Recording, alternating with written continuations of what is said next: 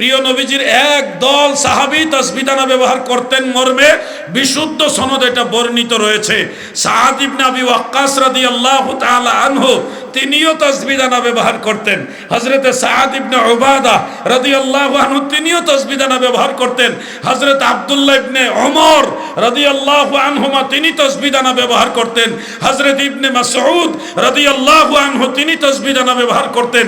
অনেকগুলো রওয়ায়াত আছে, যার কারণে যারা তাসবিহ দানা মানে না তাদের বড় ইমাম হলো হাফেজ ইবনে তাইমিয়া। সেই ইবনে তাইমিয়া পর্যন্ত মাজমুয়ে ফাতাওয়ার মধ্যে লিখেছে তাসবিহ দানা ব্যবহার করাও সুন্নাত। মারহাবা, জোরে বলেন মারহাবা। তাদের হুজুরের কিতাবে যেটা সুন্নাত লেখা আছে এরা কিন্তু জানে না।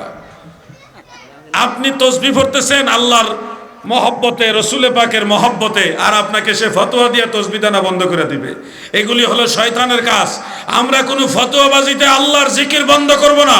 কি রাজি আছেন কিনা বলেন?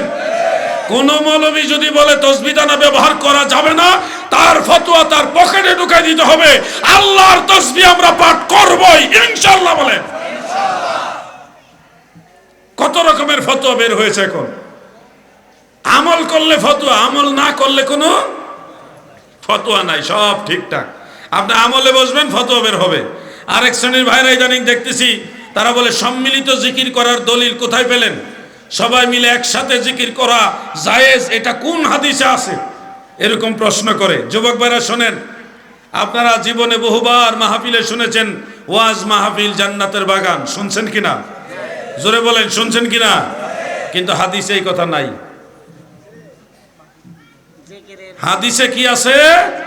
দয়াল নবীজি রাসূল আকরাম সাল্লাল্লাহু আলাইহি ওয়াসাল্লাম বলেছেন, ইজা মারারতুম আলা রিয়াদিল জান্নাহ ফারতাউ। উম্মতেরা গো,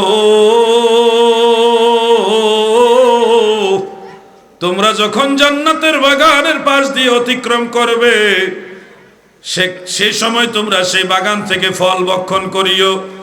সাহাবারা প্রশ্ন করলেন, আমার ইয়াদুল জান্নাহ ইয়া রাসূলুল্লাহ, নবী গো জান্নাতের বাগান কোনটা?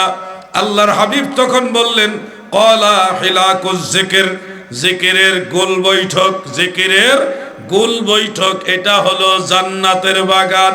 দয়াল নবীজি সরাসরি ওয়াজ মাহফিল জান্নাতের বাগান বলে নাই, জিকিরের গোল বৈঠককে বলেছে জান্নাতের বাগান।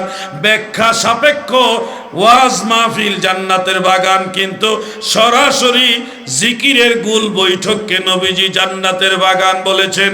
টাঙ্গাইলের নবীর প্রেমিকারা, আপনাদের কাছে আমার প্রশ্ন, অনেকগুলো মানুষ যখন গোল হয়ে বসে আল্লাহর জিকির করে, তখন এই জিকিরটা কি একা একা জিকির থাকে না সম্মিলিত জিকির হয়?